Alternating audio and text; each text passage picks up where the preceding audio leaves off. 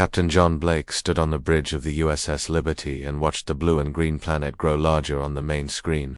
After 3 years traveling through space, 50,000 humans were finally about to reach their new home. The planet looked beautiful from space, with white clouds swirling over vast oceans and green land masses that promised fresh air and open ground.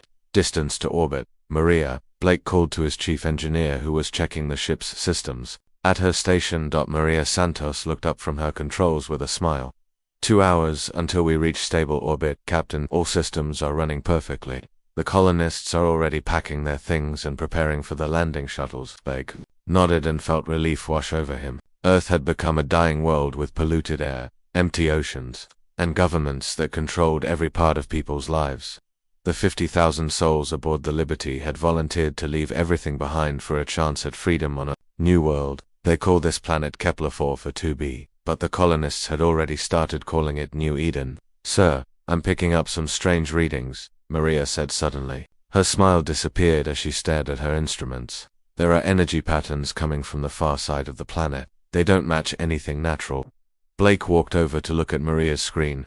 The readings showed organized patterns that could only come from technology. Could it be some kind of mineral formation? "No, sir. These patterns are definitely artificial. Someone or something is using advanced technology down there." Before Blake could respond, the ship's communication officer, Lieutenant Ryan Murphy, called out from his station. "Captain, we have multiple contacts emerging from behind the moon. They're big, sir, much bigger than our ships."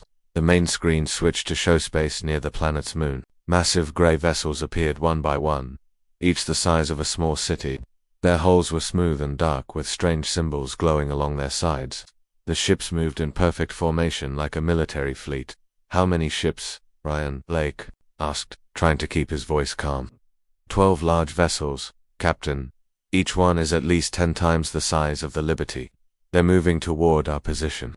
Blake activated the ship's internal communication system. "This is the captain speaking to all crew and colonists. We have encountered unknown vessels near our destination. All personnel should remain calm and stay at their assigned stations. Military personnel report to battle stations immediately." The largest alien ship began transmitting a signal. Ryan worked quickly to translate the message. "Captain, they're sending us a communication. The computer is working on the translation now." Moments later, a deep voice filled the bridge, speaking, in accented but clear English. "Human vessel, you will surrender immediately. I am Commander Vex Galar of the Zephyrian Empire. This world belongs to the Empire now.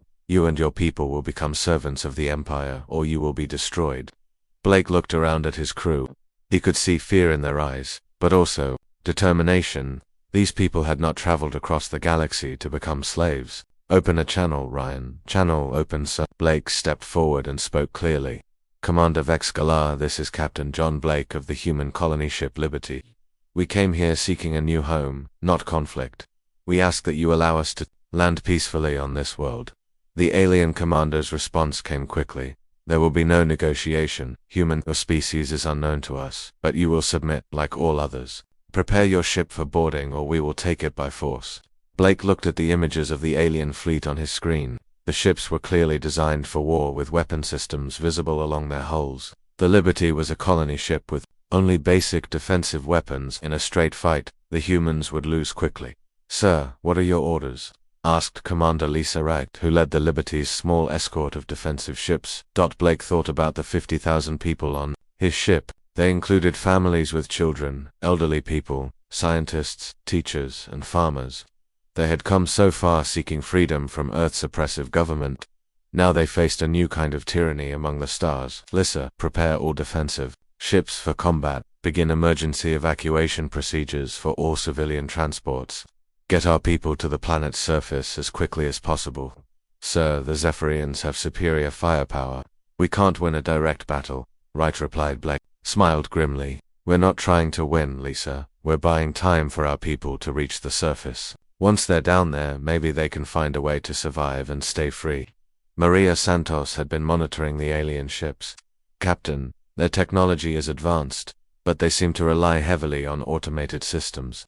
Their attack patterns are very organized, almost too organized." "What do you mean, Maria?" "They move like machines, sir. Very precise but predictable. If we can be unpredictable, we might have a chance." Blake nodded. Humans had always been good at improvising and adapting. Maybe that would be enough. All ships, this is Captain Blake. Remember, we're not fighting to win this battle. We're fighting so our families can have a chance at freedom on the surface. Make every shot count. The first Zephyrian ships opened fire with bright energy beams. That lit up the darkness of space. The battle for humanity's freedom had begun. The USS Liberty shook violently as Zephyrian energy beams struck its hull. Emergency lights flashed red throughout the ship, while alarms blared in every corridor. Captain Blake gripped his command chair as another blast sent sparks flying from nearby control panels. Hull breach on Deck 7. Maria Santos called out over the noise. Emergency teams are sealing the damage, but we can't take much more of this. Through the main screen, Blake watched hundreds of small transport ships launching from the Liberty's cargo bays. Each ship carried families and supplies racing toward the planet's surface below. Some transports exploded in bright flashes as Zephyrian fighters pursued them through the atmosphere. How many transports have made it through? Blake asked. Ryan Murphy checked his instruments. About 60%. Captain, the Zephyrians are shooting at everything, but our escort ships are keeping most of their fighters busy. Blake saw Commander Wright's ship, the Defender, charging directly at a massive Zephyrian vessel. The small human ship fired all its weapons while enemy beams tore through its armor. Lisa, pull back. You're taking too much damage. Wright's voice crackled through the communication system. Negative, Captain. I'm keeping their attention so more transports can escape. The Defender exploded in a ball of fire and metal. Blake closed his eyes for a moment, knowing that Lisa and her crew had saved hundreds of civilian lives with their sacrifice down on the planet's surface.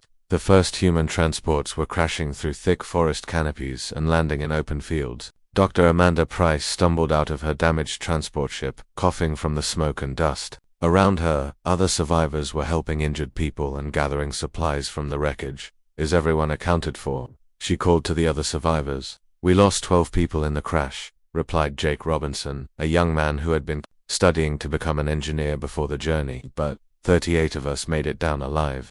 Amanda looked up at the sky where bright flashes showed the battle still raging in orbit. More transport ships were falling like burning stars, some making controlled landings while others simply crashed into the ground. We need to move away from the landing site, said Steve Harris, a former Marine who had been working as a security guard on the Liberty. The aliens will come looking for survivors soon. Harris had already started organizing the scattered groups of colonists. His military training helped him stay calm while others panicked. Gather all the food, medicine, and weapons you can carry. We're heading for those hills to the east. What about the other landing sites? Asked Jake. There must be thousands of people scattered across this continent. We'll find them later, Harris replied. Right now we need to survive the next few hours. The group of survivors began walking through the alien forest. The trees were similar to earth plants, but with purple leaves and silver bark. Strange sounds echoed through the woods as unknown creatures moved in the shadows. Amanda used her scientific training to test the air and water, making sure they were safe for humans. The atmosphere is perfect for us, she told the others. Oxygen levels are actually higher than Earth normal. The water seems clean too. As they climbed into the hills, they heard the sound of heavy ships landing in the distance. Through the trees, they could see large Zephyrian vessels touching down near the crash sites. Alien soldiers in dark armor began searching the wreckage and setting up temporary bases. They work fast, Harris observed. Look how organized they are. The Zephyrian troops moved in perfect formation, following exact procedures for securing landing zones. They built identical structures at each site, and posted guards at regular intervals. Everything they did followed a clear pattern. They're like machines, whispered Jake. No creativity, just following orders. Harris nodded. That might be useful to know. By nightfall, the survivors had found a large cave system in the rocky hills. The caves were deep and had multiple entrances, making them perfect for hiding. Amanda started setting up a medical station while Harris organized watchers and defensive positions. How many people do you think made it to the surface? Jake asked. Hard to say, Harris replied. Maybe 20,000 if we were lucky. The rest either died in space or in the crashes. That night, other groups of survivors found their way to the cave system. By morning, nearly 200 humans had gathered in the underground chambers. They shared stories of the battle in orbit and the Zephyrian landings. I saw Captain Blake's ship explode just before my transport entered the atmosphere, reported one survivor. The Liberty held them off long enough for most of us to escape. The aliens are building a huge base near the equator, said another. Massive ships keep arriving with more troops and equipment. Harris gathered the group leaders together to make plans. We can't fight them in open battle. They have better weapons and more soldiers, but we can make life difficult for them. What do you mean? Asked Amanda. Guerrilla warfare, hit and run attacks. Make them afraid to leave their bases.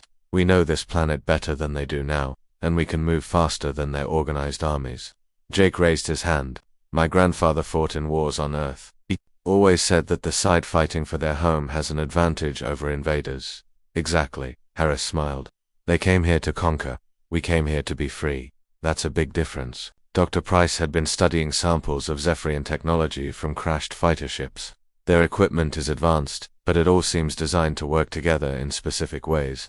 If we can disrupt their systems, we might be able to level the playing field. How do we do that? Harris asked. I need more time to study their technology, but I think this planet's electromagnetic field might interfere with their equipment in ways they don't expect. Outside the cave, Zephyrian patrols searched the forests and hills. Their scanners could detect large groups of humans, but the scattered, resistance cells were small enough to avoid detection. The aliens grew frustrated as they realized the humans had not simply surrendered like other species. They had conquered. Commander Vex Kohler stood in his new fortress and studied reports from his ground forces. How many humans have been captured? Only a few hundred, Commander, his aide reported. The rest seem to have scattered into small groups hiding in the wilderness. Find them all. The Empire does not tolerate resistance. These humans will learn to submit or they will die. But deep in the caves, the humans were already planning their first strike against the invaders. Freedom was worth fighting for, no matter how impossible the odds seemed. 6 months had passed since the Zephyrians invaded. New Eden, the alien fortress near the equator, had grown into a massive city with tall towers and energy shields. Hundreds of ships arrived daily, bringing more troops and strange machines that the humans did not understand. Deep in the cave networks, the human resistance had also grown. Kate Thompson worked by lamplight, carefully taking apart pieces of crashed Zephyrian equipment. Her engineering background helped her understand how the alien technology functioned. Their circuits are incredibly advanced, she explained to Dr. Price, who was watching her work, but they're designed to work only with other Zephyrian technology. If we can modify them, we might be able to create our own weapons. Amanda nodded as she studied readings from her makeshift laboratory. I've been testing the electromagnetic field around this planet. There's something unusual about it. The field pulses in patterns that seem to interfere with Zephyrian scanners. What kind of interference? Asked Steve Harris, who had just returned from a scouting mission. Their equipment works perfectly in most conditions, but when the electromagnetic field spikes, their systems seem to glitch for a few seconds. Amanda explained. It's like static on an old radio. Harris smiled. Can we make those spikes happen when we want them to? I think so. Kate and I have been working on a device that might amplify the natural field. If we can create dead zones where their technology fails, we could move around without being detected. Jake Robinson entered the cave chamber carrying a bag of supplies. Over the past months, he had become one of the Resistance's best scouts. At 19, he could move through the forest faster and quieter than most adults. I got close to their supply depot again, he reported. They're bringing in more prisoners from other worlds. Looks like they've conquered a lot of different species. What do the other aliens look like? Kate asked. Some look like giant insects, others are more like fish that walk on land, but they all act the same way around the Zephyrians, scared and obedient. Harris studied a map he had drawn of Zephyrian positions. Their patrols follow the same routes, every day, same times, same formation. They never change their patterns. That's what I've noticed too, Jake agreed. It's like they can't think of new ways to do things. Or maybe they don't want to, Amanda suggested. From what we've seen, their society seems very rigid. Everyone follows orders exactly. Kate held up a small device she had been building. I think I've figured out how to jam their communications. For short periods, we could use this to coordinate attacks without them calling for help. Harris looked at the device with interest. How long would the jamming last? Maybe 10 minutes before they adapt and restore communications. But that might be enough time for hit-and-run attacks. Over the following weeks, the Resistance began testing their new tactics. They used Amanda's electromagnetic amplifiers to create invisible zones where Zephyrian scanners failed. Kate's communication jammers allowed human teams to strike alien patrols and disappear before reinforcements arrived. The first major success came when Jake led a team to rescue human prisoners from a Zephyrian labor camp. Using the dead zones to avoid detection, 12 resistance fighters approached the camp at night. Remember, we get in fast, free as many people as possible, and get out before their communications come back online, Harris whispered to the team. Kate activated her jamming device as the team moved into position. The Zephyrian guards suddenly found their equipment failing and their ability to call for help cut off. In the confusion, the human prisoners broke free from their cells and scattered into the forest. This way, Jake called to a group of freed colonists. We have safe caves about 2 miles north. The rescue was successful, but it also revealed something disturbing. Among the freed prisoners was Dr. Carl Brown, one of the Liberty's medical officers. He was weak and injured, but his information was valuable. They'd been experimenting on us, he told the resistance leaders back in the caves. They want to understand how humans think. The Zephyrian scientists keep saying we're different from other species they've conquered. Different how? Amanda asked. We don't break the way other aliens do. Most species surrender quickly when faced with superior force, but humans keep fighting, even when the situation seems hopeless. Harris leaned forward with interest. What else did you learn about them? Their empire is huge, covering hundreds of star systems.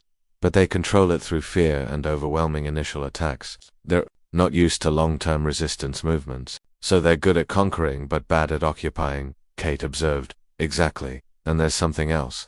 I overheard guards talking about problems on other worlds. Apparently, news of our resistance is spreading to other conquered species. This information changed everything for the human resistance. They realized they were not just fighting for their own freedom, but potentially inspiring others across the galaxy. We need to step up our operations, Harris decided.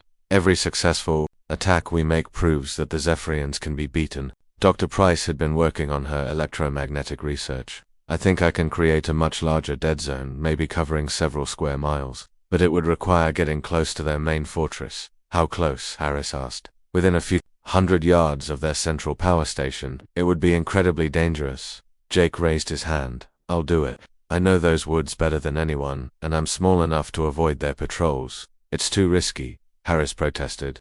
If you're caught, they'll torture you for information about our operations. If we don't try, we'll never be free, Jake replied. My grandfather always said freedom isn't free, someone has to pay the price. The discussion continued through the night, but eventually they agreed to attempt the mission. Kate would modify her equipment to create the largest electromagnetic pulse possible, while Jake would carry it to the target location. As they prepared for the dangerous mission, more refugees arrived at the caves. Some were humans from other crash sites, but others were aliens who had escaped from Zephyrian labor camps. A few of these alien refugees had skills that could help the resistance. One of them, a tall creature with blue skin and 4 arms, approached. Harris, I am Kethma of the Delian people. My species was conquered by the Zephyrians 40 years ago.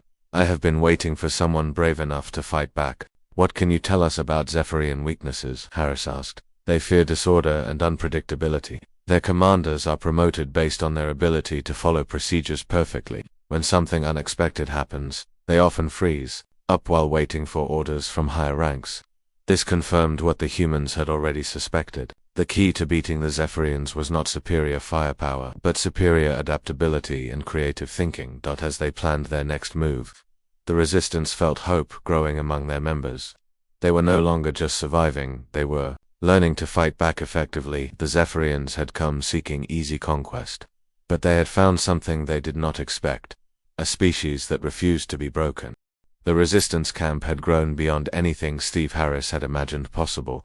What started as 200 desperate survivors in cave systems had become a network of over 3,000 fighters spread across the planet. But the most surprising development was the arrival of more alien refugees who wanted to join the fight. Kethma stood beside Harris as they watched new arrivals setting up shelters near the main cave entrance. The tall blue-skinned Delian had proven invaluable in teaching humans about Zephyrian military tactics. How many different species are represented here now? Harris asked. 17 that I have counted, Kethma replied in his careful English. More arrive every few days. Word is spreading through the labor camps that resistance is possible. Dr. Amanda Price approached them carrying a datapad with her latest research. I've been studying the different alien technologies our new allies brought with them. Some of these innovations could revolutionize our operations. What kind of innovations? Harris asked. The crystalline Vorthok can manipulate electromagnetic fields naturally with their bodies. If we combine their abilities with Kate's amplifier devices, we could create much more powerful dead zones. Near the cave's workshop area, Kate Thompson was examining a strange mechanical device with 6 arms working simultaneously. The creature operating it looked like a giant insect with dark green armor plates covering its body. "This is incredible," Kate told the insectoid engineer. "Your people can build complex machines in half the time it takes us." The Chitauri engineer clicked its mandibles in what Kate had learned was a sign of agreement. Chitauri understand efficiency. Human creativity plus Chitauri engineering equals better weapons against oppressors. Jake Robinson returned from another scouting mission, but this time he was not alone. Behind him walked a group of human children who had been rescued from a Zephyrian facility. "What did you find out there?" Harris asked. "The aliens are getting frustrated," Jake reported. "Their patrols are becoming more aggressive, but also more sloppy. I think our attacks are making them nervous." "What about the children?" "We found them in a research station about 20 miles south. The Zephyrians were running tests on them, trying to understand human psychology and behavior patterns." Dr. Price knelt down to examine the children for injuries. "What kind of tests?" "Intelligence puzzles, creativity challenges, stress response, evaluations," explained Sarah Miller, a 10-year-old girl who seemed to be the group's leader. "They kept asking us why humans don't give up when fighting is hopeless." "What did you tell them?" Harris asked gently. "That giving up isn't in our nature," Sarah replied. "My dad always said humans are too stubborn to know when they're beaten." Kethma listened to this conversation with great interest. "This explains much about Zephyrian confusion. In my experience, most species submit when faced with superior force. Continued resistance is seen as irrational." "Maybe it is irrational," Harris admitted, "but it's who we are." The next few weeks brought major changes to the resistance operations. The alien allies contributed unique abilities that transformed human tactics. Delian fighters could operate underwater, allowing attacks on Zephyrian facilities near lakes and rivers. Vorthok crystal manipulators created electromagnetic barriers that blocked alien scanners. Chitauri engineers built weapons and tools that combined the best of multiple technologies. But the most important change was psychological. The arrival of alien allies proved that the Zephyrian Empire could be challenged. Species that had been enslaved for decades were finding hope again. Dr. Price made a breakthrough when she realized that different alien technologies could be combined in ways the Zephyrians never anticipated. "Their empire is built on keeping conquered species separate," she explained to the Leadership Council. "They prevent different alien groups from working together because they're afraid of exactly what's happening here." "A unified resistance," Harris nodded. "Something they've never had to deal with before." Kate had been working with a Chitauri engineer named Zik Tall to develop new weapons. "We've created something the Zephyrians won't expect," she announced at the next planning meeting. "Hybrid devices that use human creativity, Chitauri precision, and Vorthok energy manipulation." She demonstrated a small device that looked like a combination of human electronics and alien crystals. "This can disable Zephyrian vehicles for several hours, not just minutes." "How many can you build?" Harris asked. "With Chitauri help, we can produce 50 per week." Jake volunteered to test the new weapons on a Zephyrian convoy. The mission was planned carefully, using intelligence gathered by Delian scouts who had infiltrated alien underwater facilities. "Remember, this is about more than just destroying their equipment," Harris briefed the attack team. "We're proving that their empire can be challenged by unified resistance." The convoy attack was a complete success. Human fighters used Vorthok and electromagnetic fields to disable the alien vehicles while Chitauri weapons destroyed their communication systems. The Zephyrian soldiers found themselves stranded and unable to call for help, but during the attack, the team discovered something unexpected. The convoy was carrying prisoners from multiple star systems, not just from New Eden but from dozens of other worlds. "The Zephyrians are moving prisoners around their empire," reported Kethma, after interrogating captured guards. "They separate conquered peoples to prevent exactly what is happening here, which means our success is making them nervous enough to change their standard procedures," Dr. Price observed. Word of the convoy victory spread throughout the resistance network and beyond. Alien refugees in labor camps began planning their own escapes. Some Zephyrian facilities reported equipment malfunctions and coordination problems as diverse alien groups started working together. Commander Vex Galar stood in his fortress command center, studying reports that made no sense according to Zephyrian doctrine. "How is this possible?" he demanded of his intelligence officers. "Conquered species do not coordinate resistance activities. The humans seemed to be inspiring cooperation among different alien groups, his aide reported nervously. Our standard pacification protocols were not designed for this situation. Then we modify our protocols, increase security around all facilities, separate human prisoners from other species immediately. But the resistance had already grown beyond what traditional Zephyrian tactics could handle. The alliance between humans and alien refugees represented something new in the galaxy, a unified force fighting for freedom rather than conquest. In the resistance caves, children from multiple species played together while their parents planned military operations. Sarah Miller taught Delian children human games, while young Chitauri showed her how to build simple machines. This is what they're really afraid of, Harris realized as he watched the children. Not our weapons or our tactics, but our ability to bring different peoples together, Jake nodded. My grandfather used to say that freedom is contagious. Once people see it's possible, they start demanding it for themselves. Dr. Price had been monitoring Zephyrian communications and noticed increasing confusion in their military reports. Their commanders are requesting guidance from higher authorities. Whatever we're doing here is beyond their experience. Good, Harris smiled. That means we're winning. As the Resistance prepared for their next major operation, they knew they were fighting for more than just their own planet. They were proving that the Zephyrian Empire could be challenged, and that hope for freedom could spread across the galaxy like wildfire. Dr. Amanda Price stared at the detailed maps spread across the table in the main cave chamber.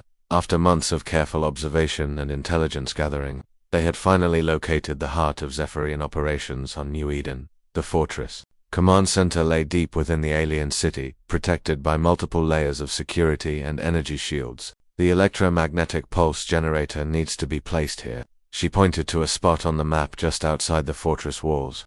From that position, it can amplify the planet's natural field enough to disable their entire communication and defense network. Steve Harris studied the target location with concern. That's right in the middle of their most heavily defended zone. How do we get close enough to plant the device? Kate Thompson had been working with Chitauri engineers for weeks, building the most powerful electromagnetic weapon they could create. The device is about the size of a large backpack. It needs to be activated manually and will take about 10 minutes to charge up before firing. 10 minutes is a long time to stay hidden in enemy territory, Harris observed. Jake Robinson, now 20 years old and the Resistance's most experienced scout, stepped forward. I can do it. I know the patrol routes around the fortress better than anyone. Absolutely not, Harris replied immediately. This is a suicide mission. Once you activate that device, every Zephyrian in the area will know exactly where you are. Then we make sure they're too busy to come after me, Jake said with determination. Coordinate attacks across the entire planet. Make them choose between stopping the pulse and defending their other facilities. Kathmar supported Jake's plan. The young human is correct. Zephyrian commanders become confused when facing multiple threats simultaneously. Their rigid training does not prepare them for chaos. Dr. Price had discovered another crucial piece of information. I've been studying their prisoner transport schedules. The fortress is also their main detention facility. If we succeed, we could free thousands of prisoners from dozens of different worlds, including some of our people from the Liberty, added Kate. Intelligence reports suggest they're holding Captain Blake and other senior officers in the fortress basement levels. Harris realized this was more than just a military strike. It was a chance to deal a serious blow to Zephyrian operations while rescuing valuable prisoners. All right, we'll do it, but this has to be perfectly coordinated. Every Resistance cell across the planet hits their targets at exactly the same time. The planning took 3 weeks. Human fighters worked with alien allies to identify Zephyrian vulnerabilities across multiple continents. Delian scouts mapped underwater facilities. Vorthok specialists prepared electromagnetic barriers to protect Resistance bases. Chitauri engineers built specialized equipment for each team. Sarah Miller, now 11 years old, had become an unofficial liaison between human and alien children in the Resistance camps. The kids want to help too, she told Harris. We're small and fast. We could carry messages between teams without being detected. Absolutely not, Harris said firmly. This operation is too dangerous for children. But we're part of this fight too, Sarah protested. The Zephyrians experimented on us. We have a right to help defeat them. Harris looked at the determined young girl and remembered his own childhood on Earth. Even then, children had sometimes played important roles in Resistance movements. You can help with communications from the safe caves only. No field operations. The Night before the attack, Jake sat alone outside the main cave, looking up at the stars. Kate found him there and sat down beside him. "Nervous about tomorrow?" she asked. "A little," Jake admitted. "But mostly I'm thinking about why we're doing this. It's not just about our freedom anymore." "What do you mean?" "Look around us. We have humans, Delians, Chitauri, Vorthok, and a dozen other species all working together. The Zephyrians kept everyone separated because they knew this would happen if we united." Kate nodded. "Dr. Price says this is the largest multi-species resistance operation in recorded galactic history. My grandfather would have been proud." Jake smiled. He always said freedom was worth any sacrifice. The attack began at dawn across 12 time zones. Resistance teams struck Zephyrian facilities simultaneously, using hybrid weapons and coordinated tactics that confused the alien commanders.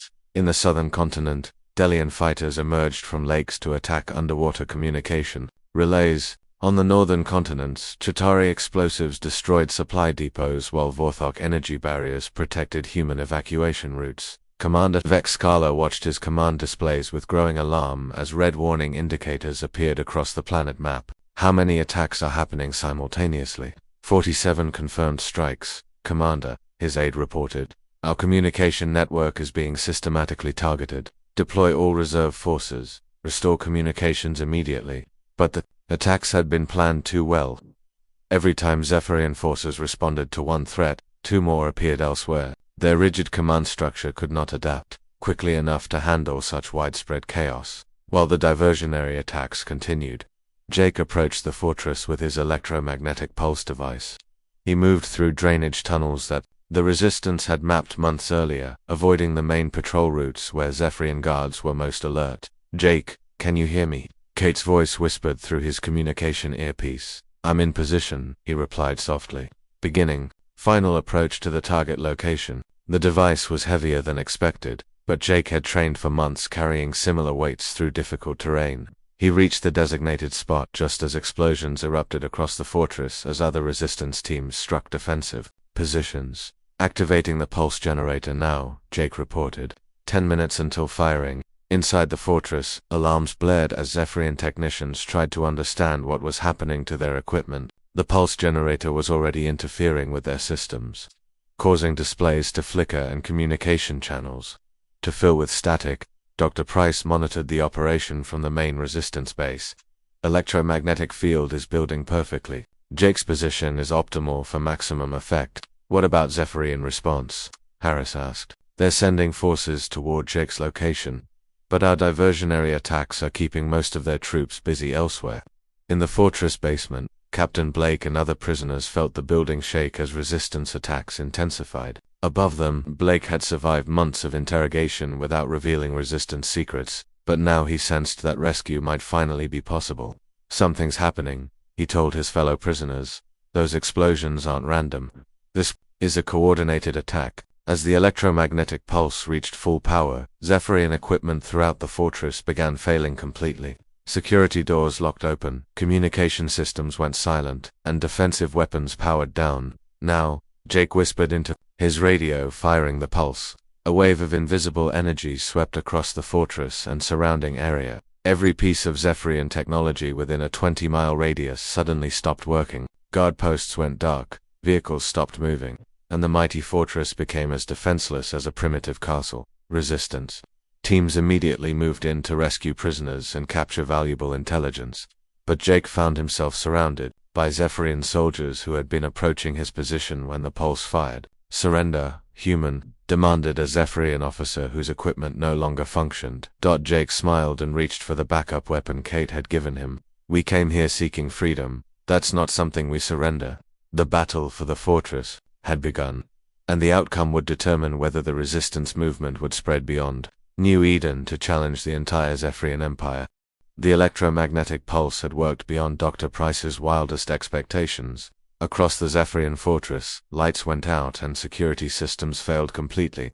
In the sudden darkness, Jake Robinson found himself facing 6 alien soldiers, whose advanced weapons had become useless pieces of metal. "Your empire ends here," Jake told the Zephyrian officer as he raised his simple projectile weapon, one of Kate's designs that didn't rely on complex electronics. Before the officer could respond. Explosions echoed through the fortress as resistance teams breached the outer walls. Steve Harris led the main assault force while Kethmar guided Delian fighters through flooded tunnel systems beneath the building. All teams, remember the mission priorities. Harris spoke into his radio. Rescue prisoners first. Gather intelligence. Second, destroy what we can't take. Inside the fortress basement, Captain Blake heard footsteps approaching his cell. After months of imprisonment, he recognized the difference between Zephyrian and human movement patterns. Captain Blake called a familiar voice. "Kate, is that you?" Blake replied with disbelief. Kate Thompson appeared at his cell door, using a Chitauri tool to bypass the electronic lock that no longer functioned. "Good to see you alive, sir. We're getting everyone out of here." Behind Kate came dozens of other prisoners from multiple species, all freed from cells throughout the fortress levels. Some were humans from the Liberty, but others were aliens, who had been captured from resistance movements on different worlds. "How many prisoners total?" Blake asked as they moved through the corridors. "Over 3,000 in this facility alone," Kate replied. "The Zephyrians have been using this fortress as a central prison for their most dangerous captives."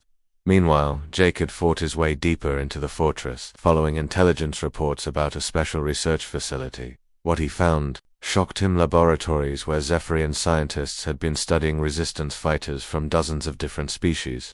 "They've been trying to understand why some species resist while others submit," he reported over his radio. "There are files here on rebellion movements across half the galaxy." Dr. Price's voice crackled through the communication system.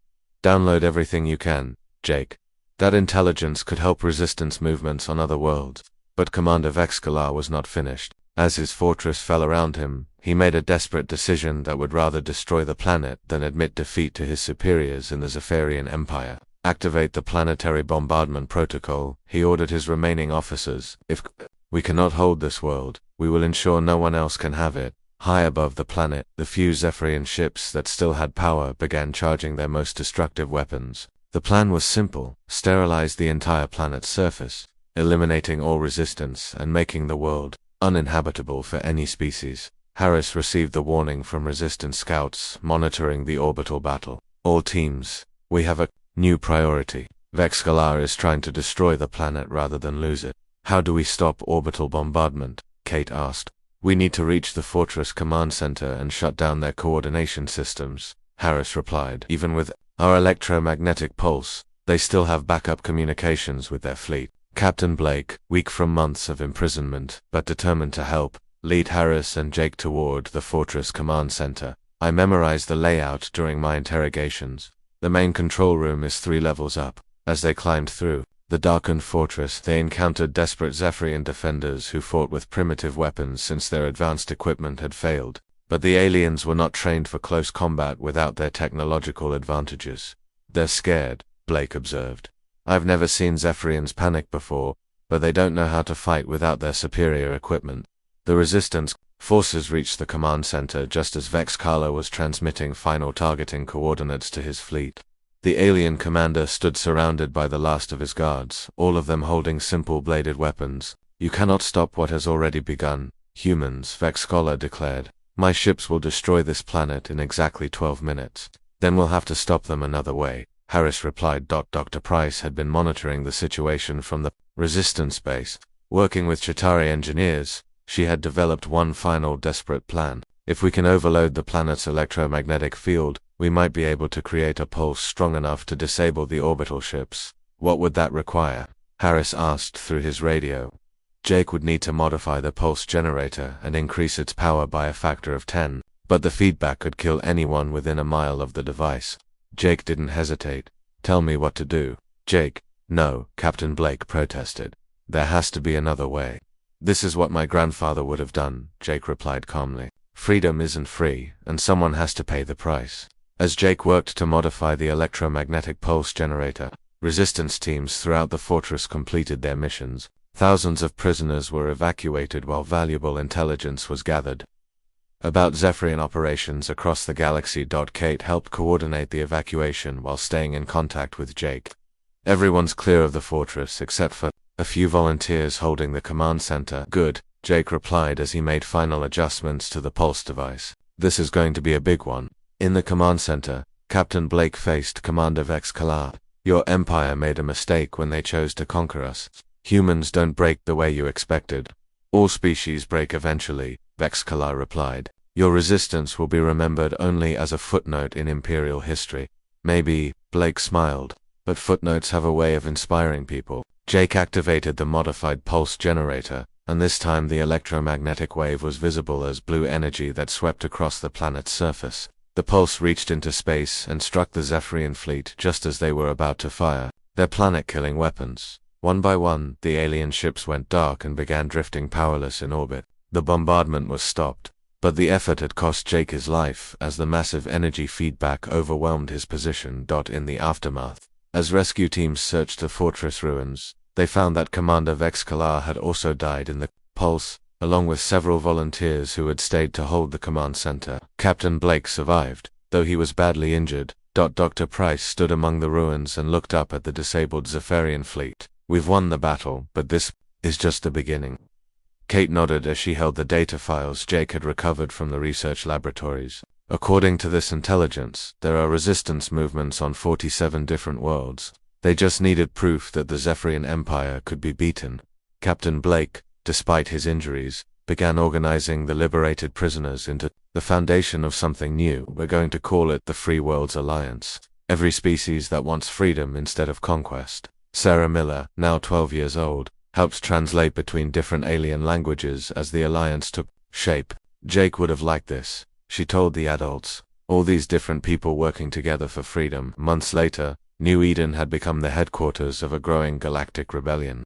Ships arrived daily carrying refugees and volunteers from across the Zephyrian Empire. The planet that was meant to be humanity's peaceful new home had become the birthplace of the galaxy's greatest fight for freedom. Dr. Price established research centers where scientists from dozens of species worked together to develop new technologies. Kate Thompson led engineering teams that combined the best innovations from multiple civilizations. The hybrid weapons and tools they created were shared freely with resistance movements on other worlds. The disabled Zephyrian ships in orbit were converted into defensive platforms and communication relays. The fortress that had once been a symbol of oppression became a school where children from many species learned together. Captain Blake, recovered from his injuries, stood in what had been Commander Vexkala's command center, now converted into the Alliance Coordination Headquarters. Through the windows, he could see construction crews building new cities while defensive satellites protected the planet from future attacks. Status report on Alliance operations, Blake asked his staff. Successful rebellions on 12 worlds. In the past 6 months, reported Kethmar, who had become the Alliance's intelligence coordinator. The Zephyrian Empire is pulling back from outer territories to defend their core systems and recruitment. Over 200 species have joined the Alliance. The message is spreading faster than we ever hoped. Blake smiled as he looked at a memorial wall dedicated to those who had died for freedom, including Jake Robinson and the other volunteers who had sacrificed everything for this moment. Jake was right. Freedom is contagious. Outside the command center, children played in gardens built where alien weapons had once stood. Ships from dozens of worlds brought families seeking new homes and new hope. The galaxy was changing. One liberated world at a time, the Zephyrians had come seeking conquest. But they had found something they never expected. A species willing to fight for freedom and inspire others to do the same. The war was far from over, but the outcome was no longer in doubt.